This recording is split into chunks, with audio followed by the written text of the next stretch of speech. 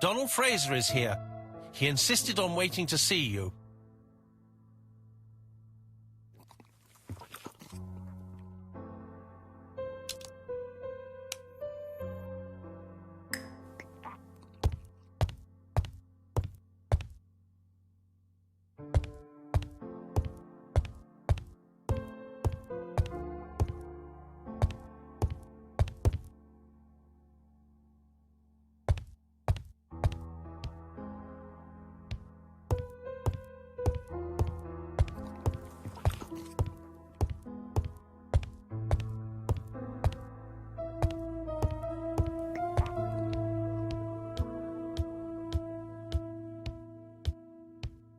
Mon ami, it is a pleasure to be working with you again. I have missed you this past few years.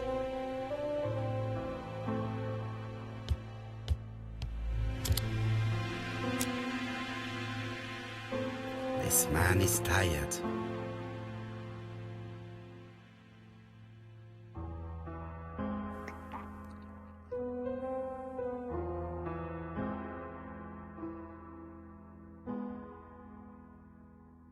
Donald is short of sleep, and it looks as if he didn't even bother to undress before going to bed.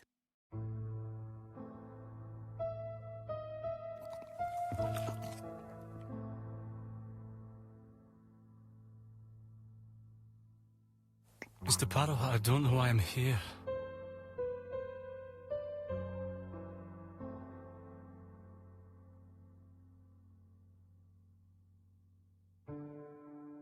You wanted to talk, and you came to find the only man capable of hearing you. Mr. Parrow, since Betty's death, I've doubts about myself. I don't know what to do. And I keep having a horrible dream 3 nights in a row.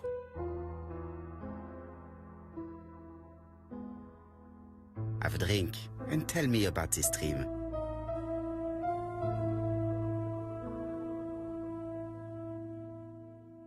It's always the same. I'm on the beach with Betty. I grab her around the throat, and I squeeze and squeeze until she's dead. Her head falls back, and I see that it's no longer Betty. It's Megan's face. Have you seen Megan Barnard recently? Yes, our grief has brought us together. I never really knew her before. She's really quite a remarkable girl. But I would never tell her about my dream. Why not? Is it her you are attacking in your dream? No, it's Betty. And once Betty is dead, it's Megan's face that appears in its place. Very interesting. Let us now try and get our brain cells to work.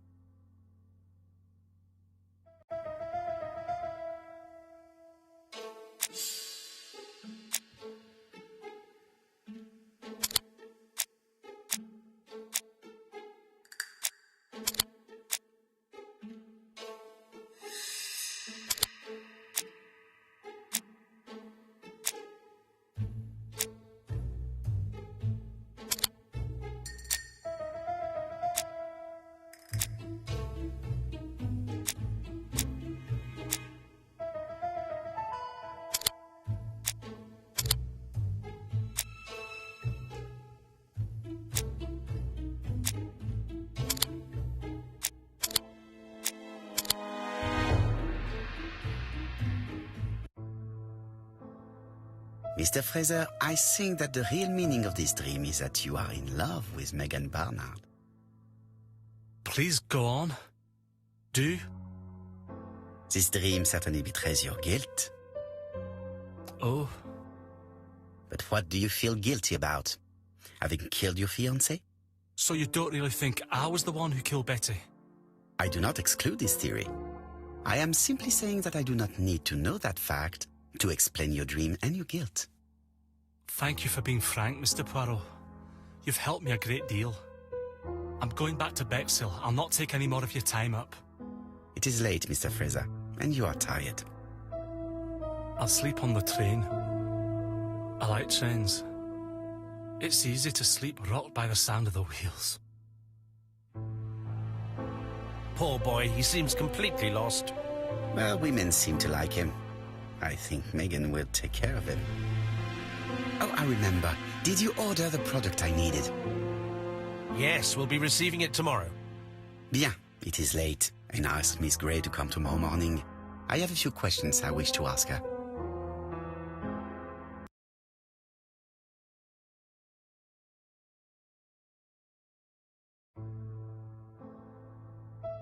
Mademoiselle, I asked you here in order to answer a very important question.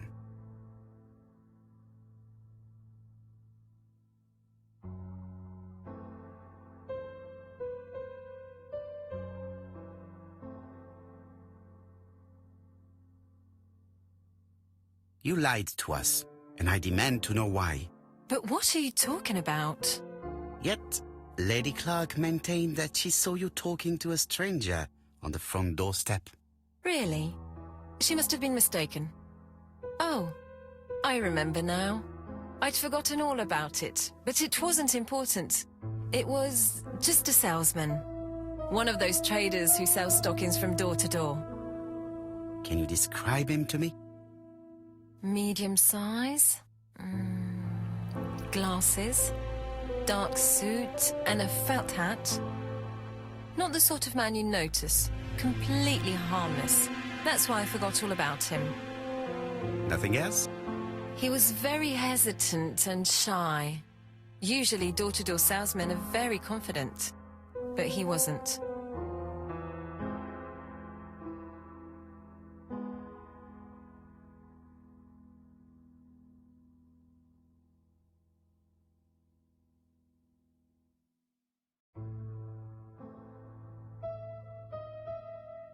You also forgot to tell me that you had been fired. You never asked me. It was Franklin who led you to believe that I left voluntarily. He's more chivalrous than you. I don't wish to lie. Lady Clark did not appreciate my presence. And Franklin cannot go against the wishes of a sick lady. He is a good man, and he worries a great deal about his sister-in-law. I noticed that you left some personal belongings behind at Churston.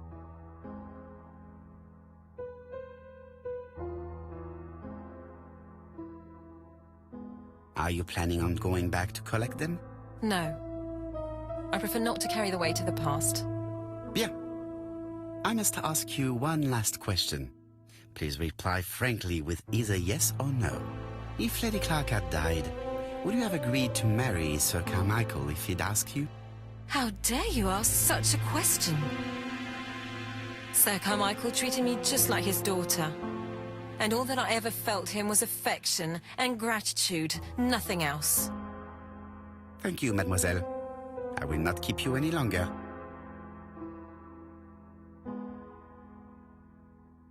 I met Thora Grey on the stairs. Her cheeks were ablaze, and she appeared to be deeply hurt. Poirot, have you offended the poor girl again?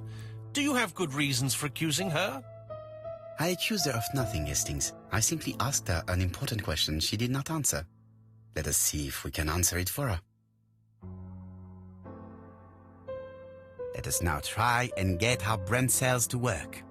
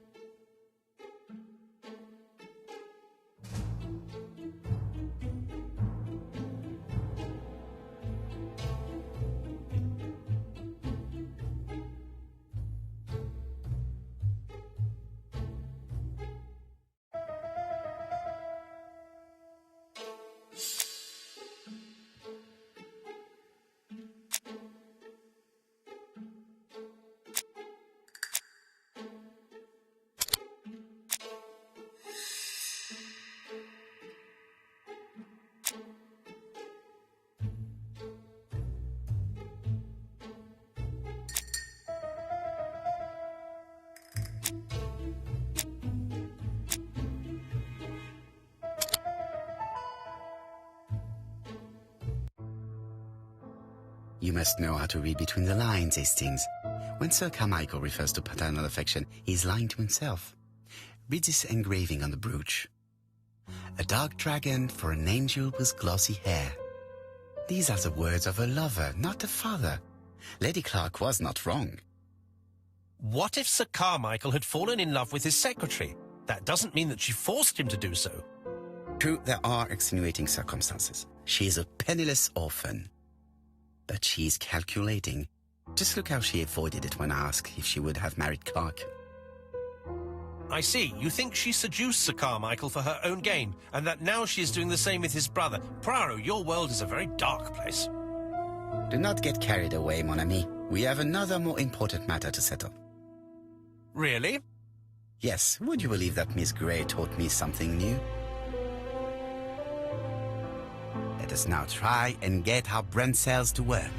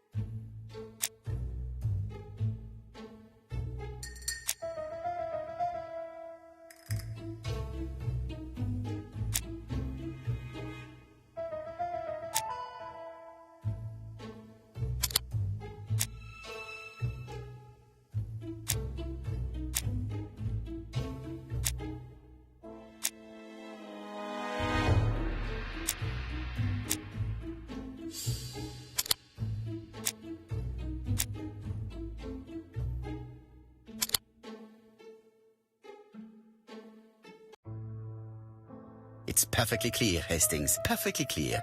Indeed, a stocking seller visited Andover, Bexhill and Churston on the day of each murder. We have our suspect. This should be of interest to Job.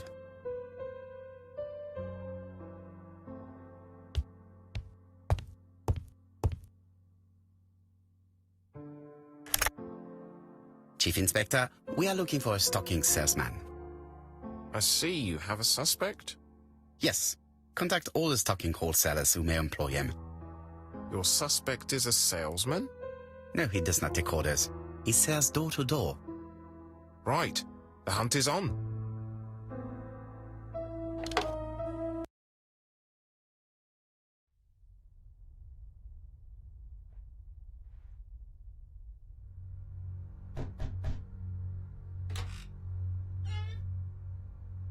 Are you leaving, Mr. Cust?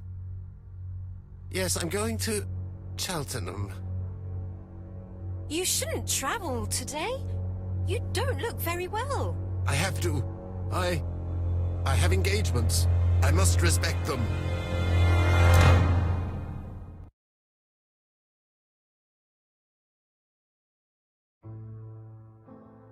Can you get the post, Hastings? And why don't you go and get it yourself? Très bien.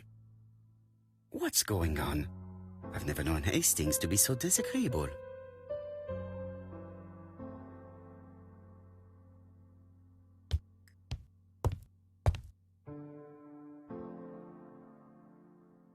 Royal Mathematical and Statistical Society's Bulletin, September the 9th, 1935.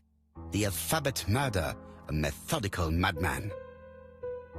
It's highly probable that the alphabet murderer will kill again. Could we possibly estimate the number of victims in his next crime? Yes, and it is easy. As soon as we know the ratio of towns, cities and villages whose names begin with a D and the ratio of English people whose names are spelled the same. On the one hand, the ratio of towns, cities and villages in England with a name starting with D, and on the other hand, the ratio of English people with a name also starting with D. After this initial calculation, it is easy to deduce the likelihood of actually being murdered if you belong to the target population. Go to the last page to find our results and details on the calculations. Daily Blag, August 31, 1935. Moustache at half-mast. Poirot's repeated failure in ABC case. Sometimes small things trouble great men. Hastings, faithful collaborator of the Belgian detective, knows something about it. 3 mornings in a row, he confided to us, the cook broke the egg yolks when preparing Poirot's breakfast. This apparently casual event has greatly disturbed my friend, to the point it breaks his concentration and slows his judgment. I also noticed his moustache, of which he is so proud, being duller than usual. Poirot, I assure you I haven't said any such thing to the journalists. They twist everything.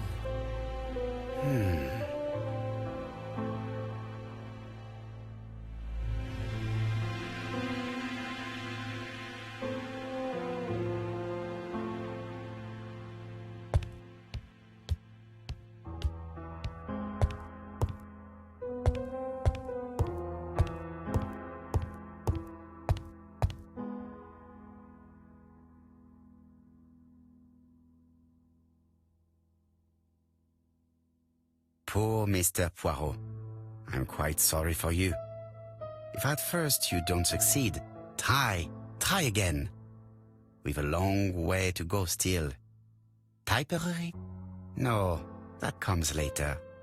Letter T. The next little incident will take place in Doncaster on September 11th. So long. ABC.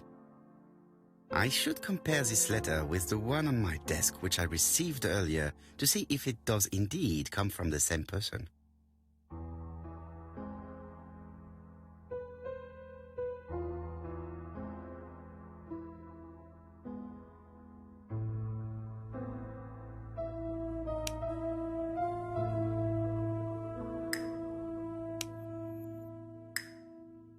It is not the right time.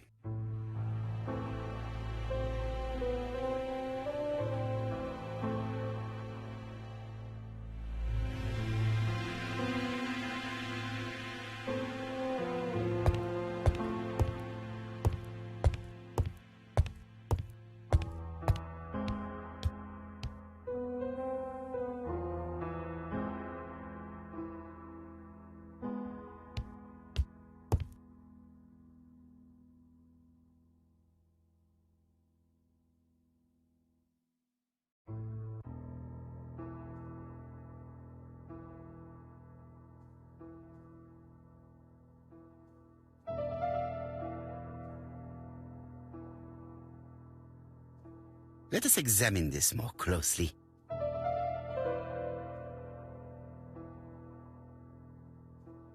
Certain characters in the 2 letters may have similar defects.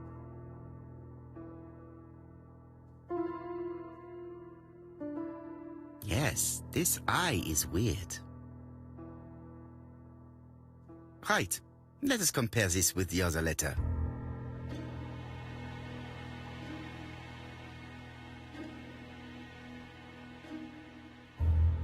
Yes, the I characters in the 2 letters do indeed have the same defects. I have to find some other similar defects to confirm my theory.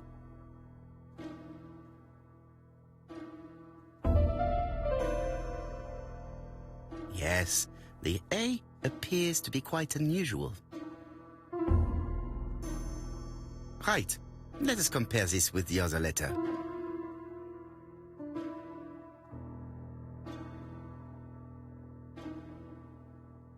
That's right. The A characters in the 2 letters do indeed have the same defects. I have to find some other similar defects to confirm my theory.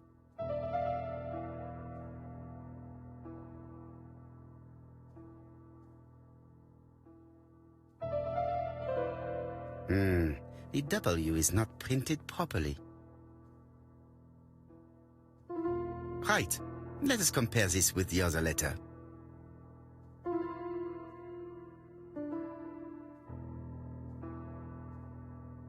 Of course, the W characters in the 2 letters do indeed have the same defects. My theory was right.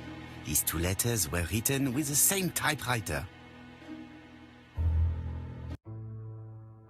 Hastings, he strikes tomorrow. Chief Inspector Japp? He's on another line. Can I take a message? Yes, please, mademoiselle. It is from Hercule Poirot. Tell him ABC strikes tomorrow in Doncaster. He must call me back. Very well, sir. Bien, now I'm going to see what I can find from these burnt documents. I've received the product I need. Hastings, if you do not mind, I would like you to take a few notes. Yes, yes.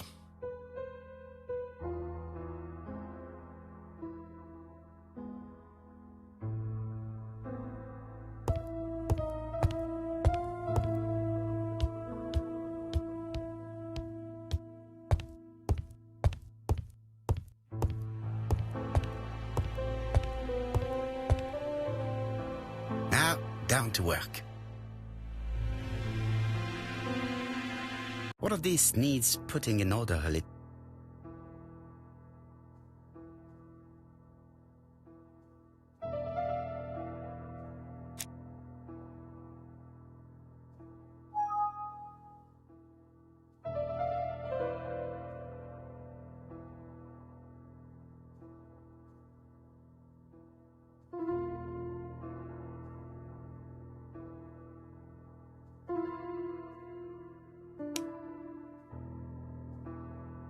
If someone has tried to get rid of these documents, they may be important.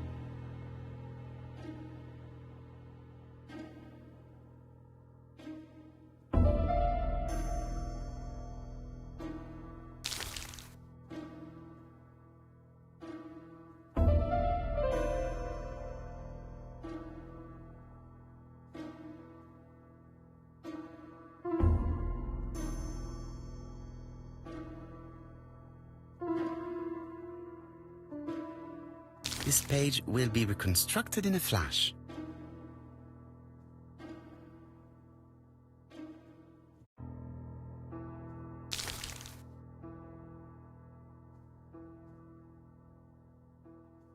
This page is finished. That's done. 3 more to go.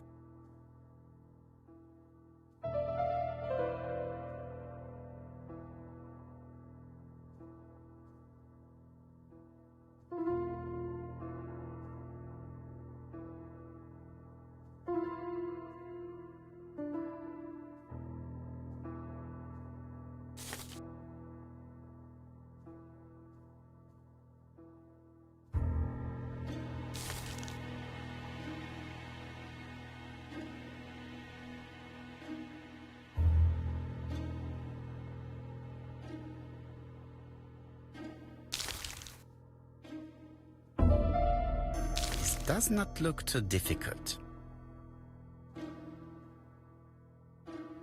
This page is finished. And that's 2 done. It's easier than I thought.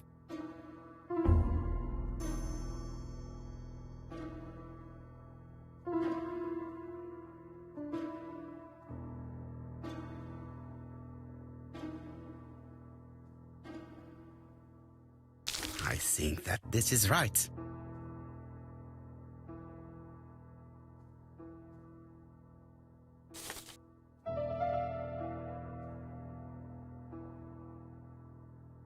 This page is Child's Play.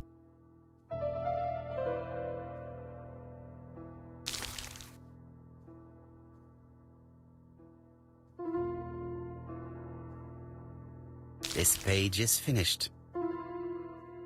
Only one more. Keep going.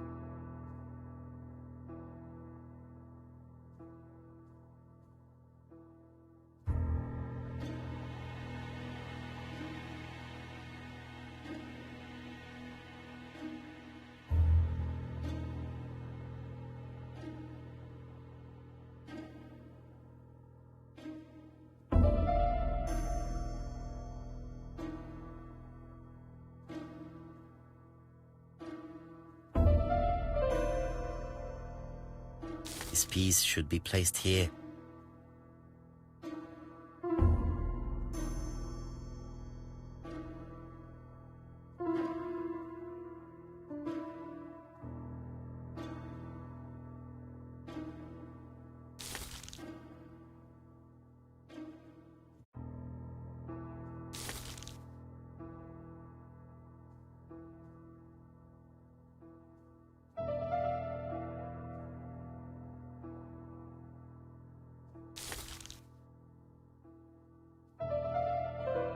This page is finished.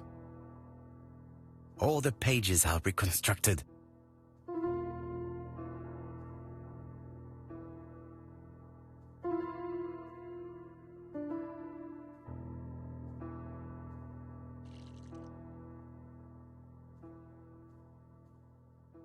The cloth is now soaked with solvent.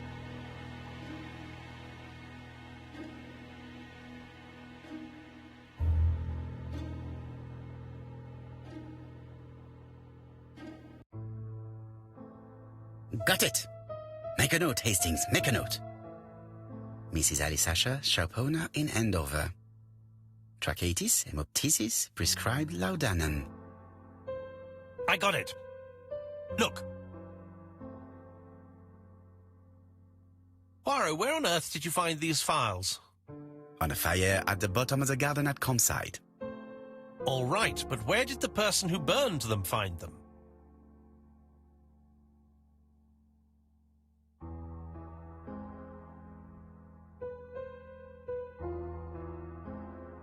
Alice Asher, shopkeeper in Andover. Tracheitis, hemoptysis, chronic cough with loss of blood. Prescribed laudanum-based cough medicine. Betty Barnard, waitress in Bexhill.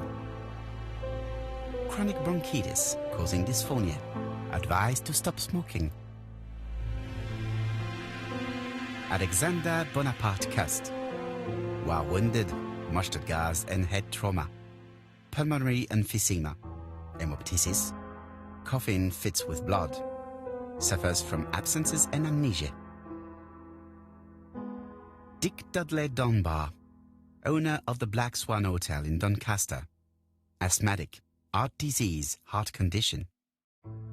Let us now try and get our brain cells to work.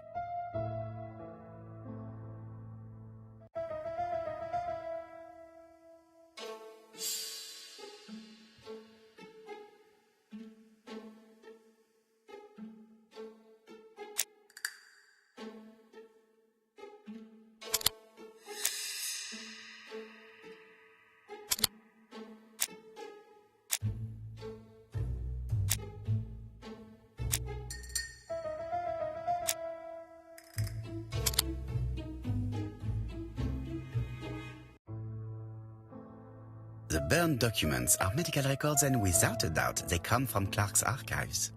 First of all, because all the patients have throat conditions.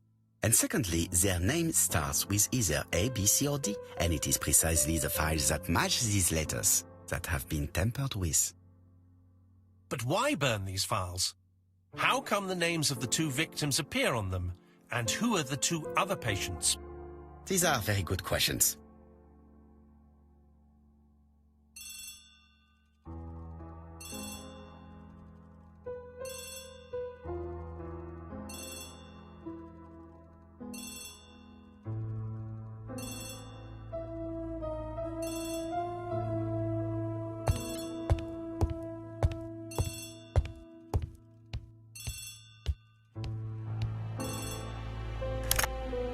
know, Poirot.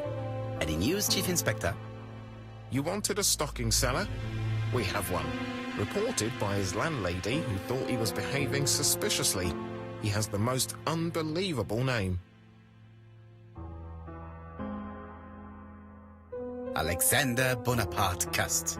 Yes, Alexander Bonaparte Cust. How did you guess? Poirot, you have magical powers. It's a serious lead. I called Doncaster. A person matching Cust's description has been seen at the station. He got off the train from London, but after that, nobody knows where he went.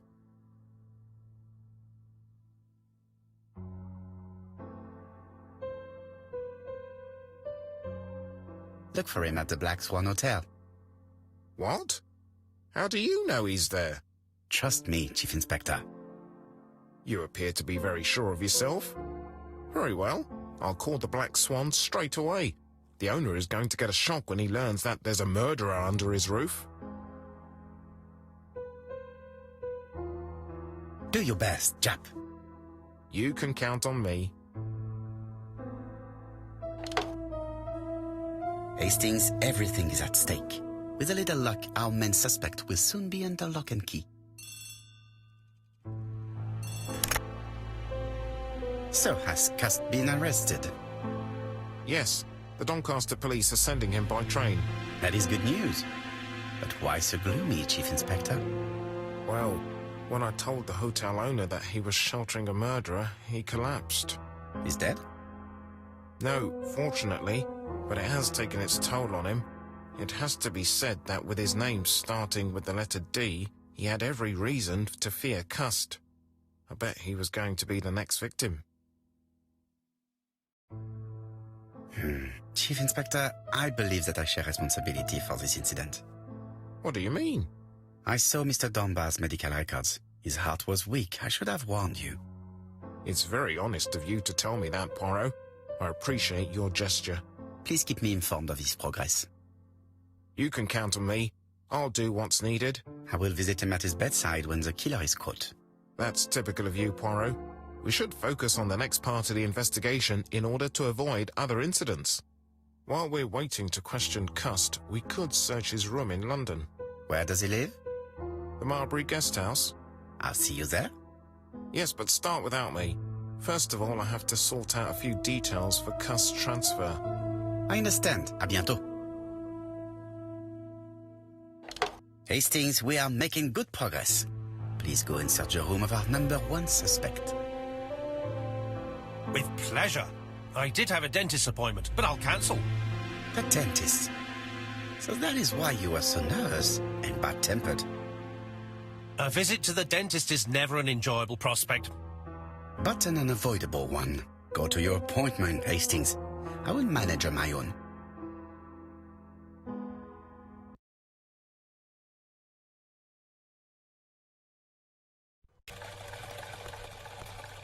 To Marbury Guest House, please.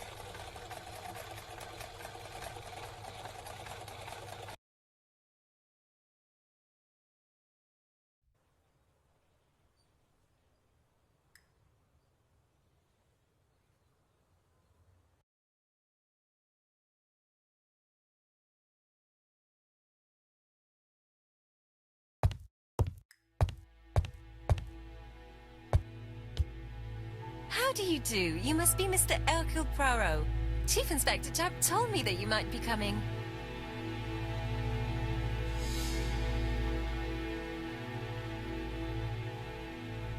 Madame, you may be of valuable help to me. It would be my pleasure to help you. Will there be some journalists there as well? I think you might even be interviewed. You are key witness. I've suspected him for some time, but he appeared so harmless. Oh yes, sometimes he got angry and waved his arms about. But even then, he wasn't frightening. And he was as gentle as a lamb again immediately afterwards. It was only this morning that I understood. He told me he was going to Cheltenham, but my daughter saw him at Euston Station. It's not the right station. To get to Cheltenham, you have to take the train from Paddington. And what's more, Mr. Cust left behind an ABC with Doncaster underlined. As you can imagine, when I saw that, I called Scotland Yard.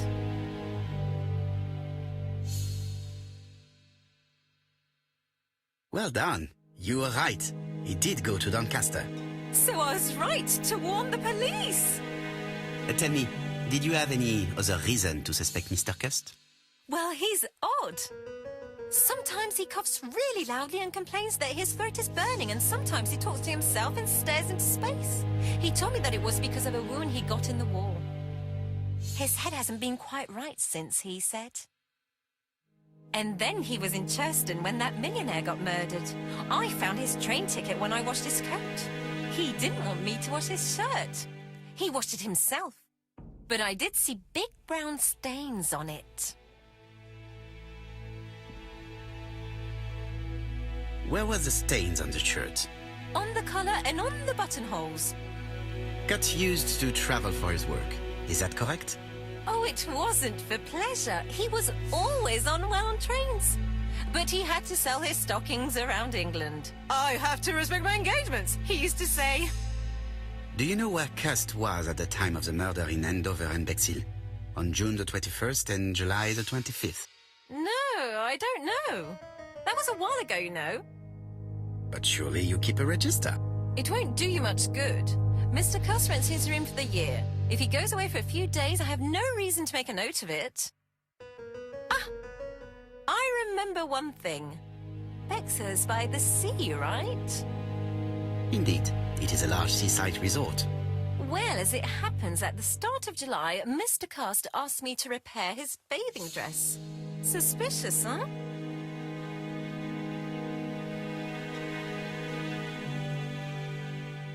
Very interesting.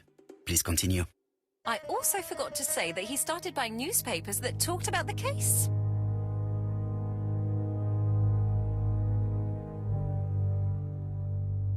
When did he start buying the newspapers? Let's see. I think it was just after the millionaire's murder in Churston. He didn't seem all that interested before that. That will be all for now. I'm going to take a look at his room. Take the key on the counter.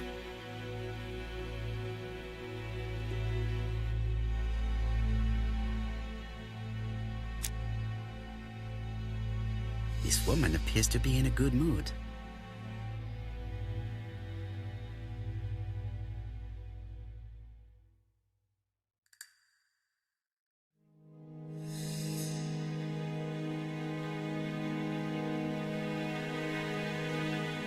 Mrs. Marbury is in a good mood.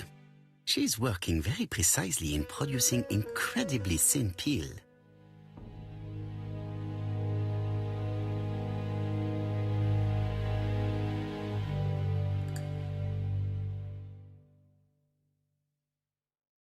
I don't think my register will help you. Mr. Cust rents his room all year. If he goes away for a few days, I have no reason to make a note of it.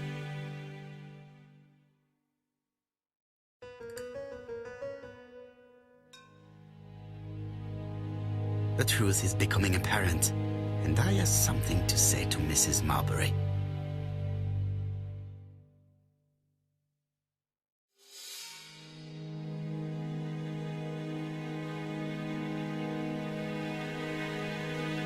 I have something to say to Mrs. Marbury.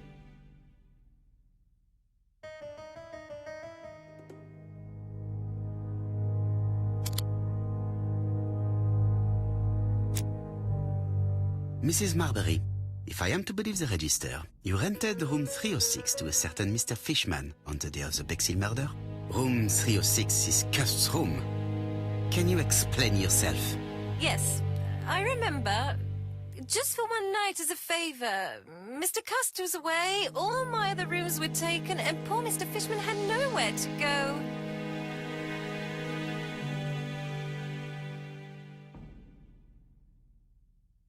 You rented the same room to two people.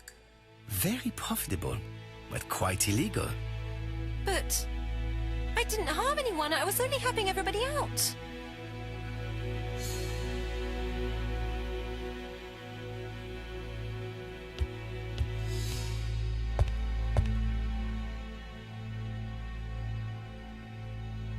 How awful. This place is a real mess.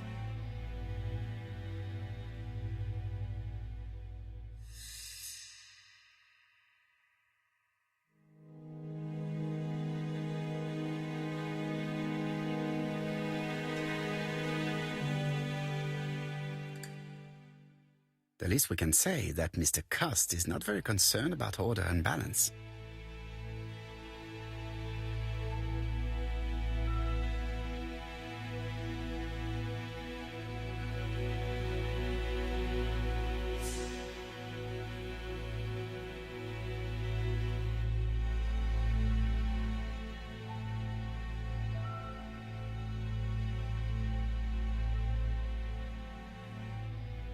Laudanum Cameron's Chemists.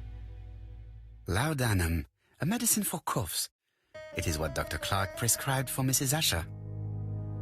This subject would probably be useful to me.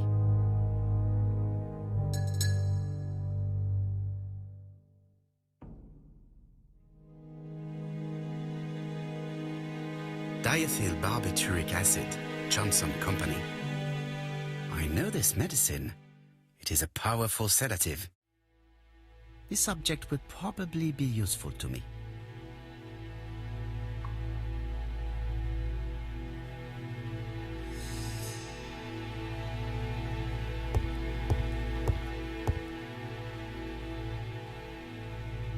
ABC guys, enough to sign about a dozen murders. It's closed. It's closed. ABC guys, enough to sign about a dozen murders.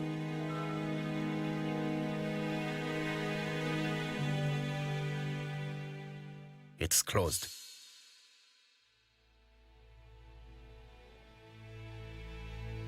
It's closed.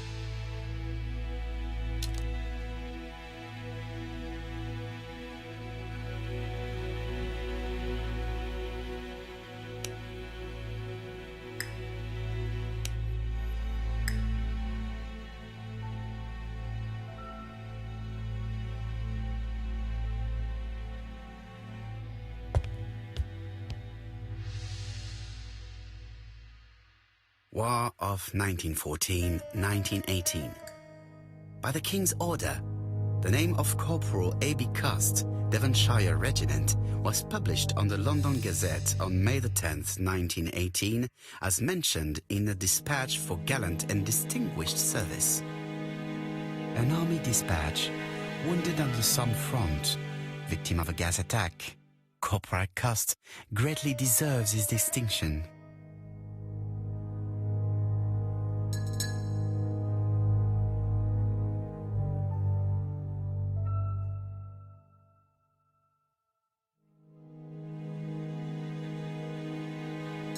Long-bladed knife, a murderer's weapon.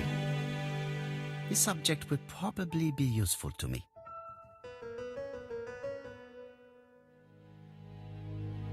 It's an ABC. Cust is parsimonious. He keeps his pencils and sharpens them until there is nothing left. It is clear that he did not grow up in luxury. Did Cust drop it when he opened the window? Or was it Mrs. Marbury while she was cleaning?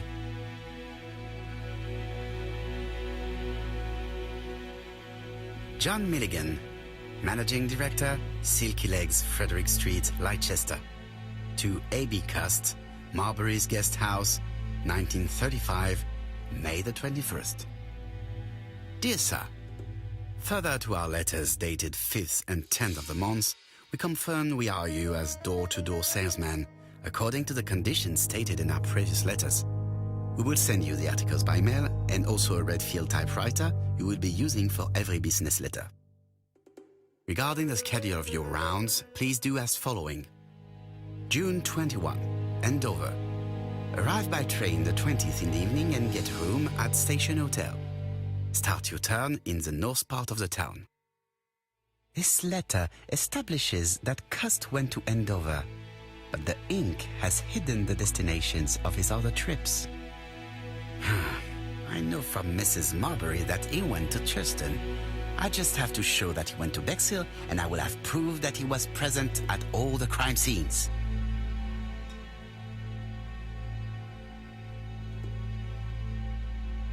I have to get the ribbon. How am I going to do it?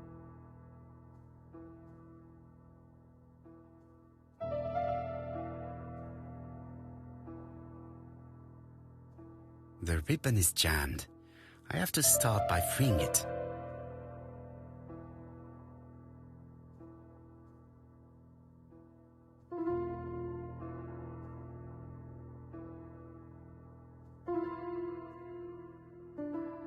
The right-hand heel has been removed.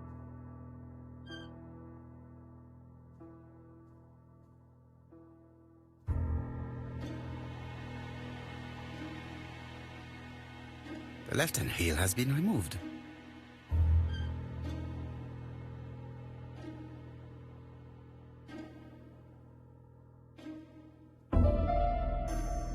Something is blocking the ribbon.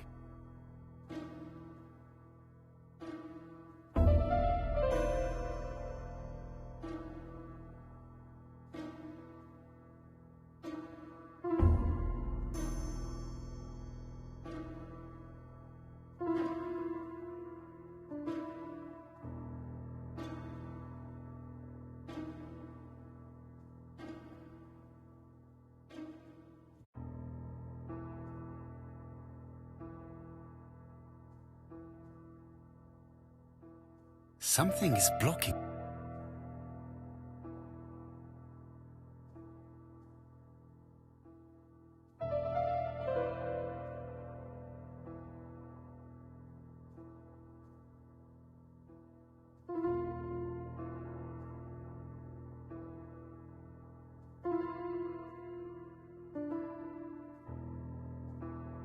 Something is blocking the ribbon.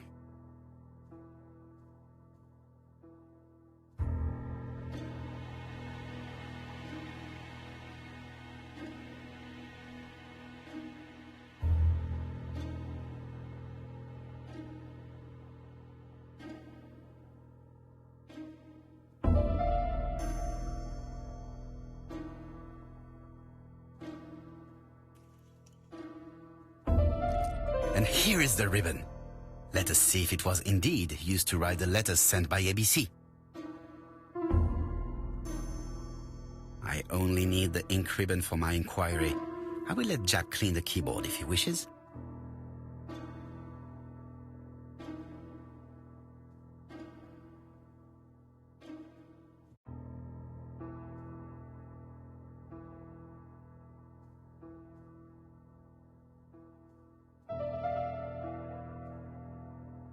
All the letters announcing the murders were written on Cust's typewriter.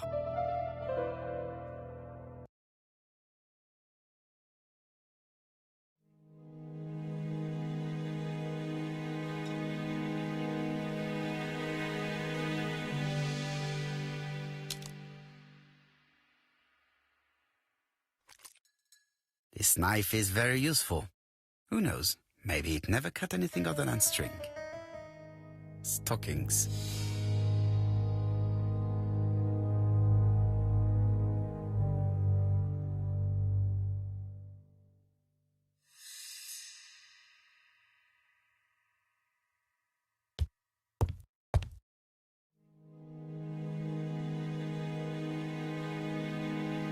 Trousers, white shirts. Everything has been washed very well. The Bexhill Daily paper, dated from the day of the Bexhill murder. Most probably the basting dress repaired by Mrs. Marbury's expert hands. All the main articles referring to the ABC case are here, from the Churston murder onwards. Nothing before that date.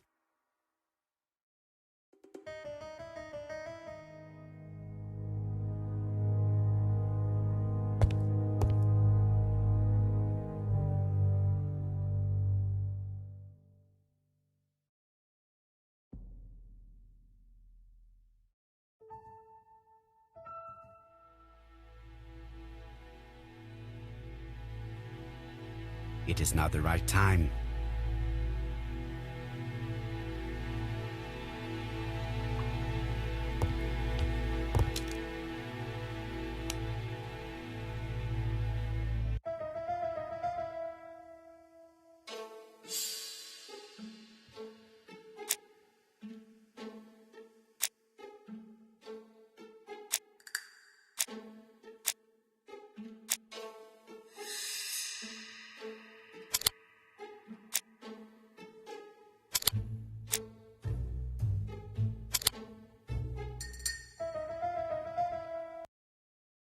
The register shows that Cust did not sleep at the guest house on the day of the murder. Where was he? Bexhill. The Bexhill paper reveals it. Cust bought this newspaper in Bexhill on July the 25th.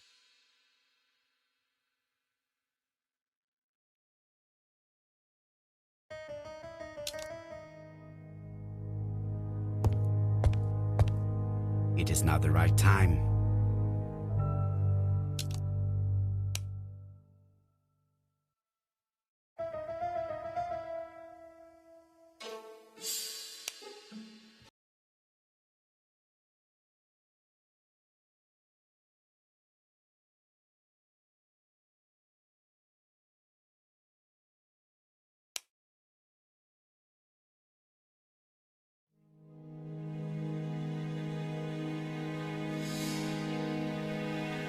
This dark stain. It could be blood, but goodness knows how long it has been there. No use continuing the inspection of this room. I've seen all there is to see.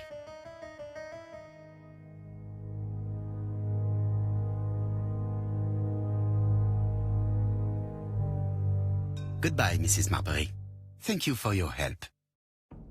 Bye.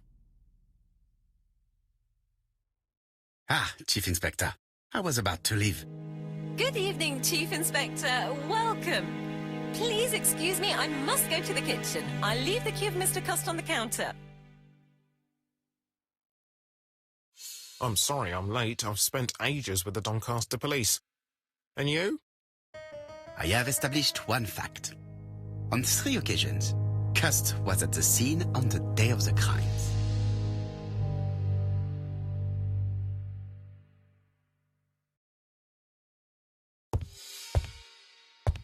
It is now the right time. I had best talk to Job. I've listened closely to what you have to say, Poirot. For me, there's no doubt Cust is guilty. Do you have any element that might prove the contrary? That is what we're going to look for. Let us now try and get our brain cells to work.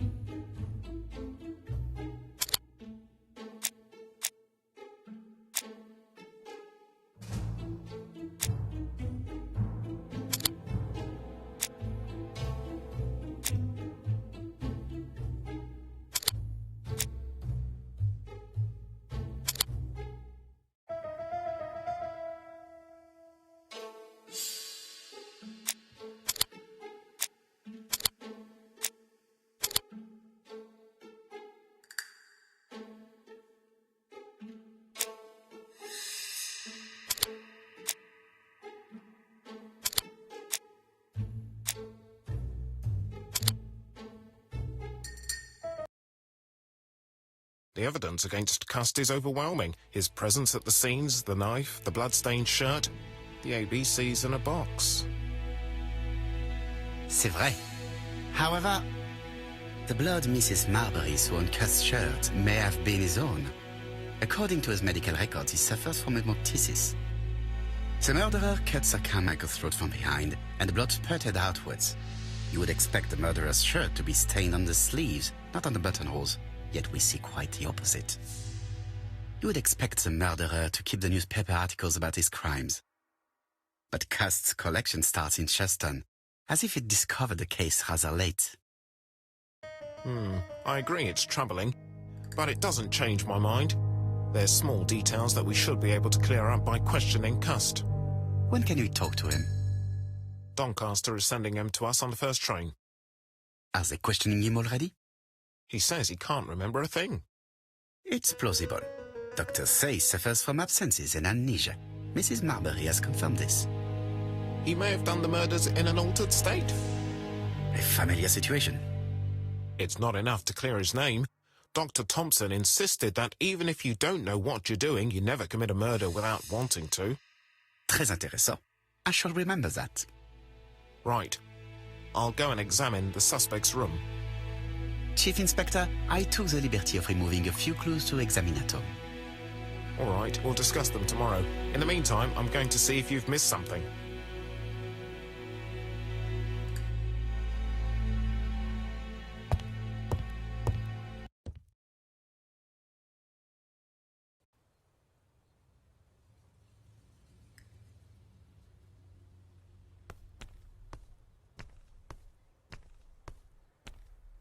To Scotland Yard, please.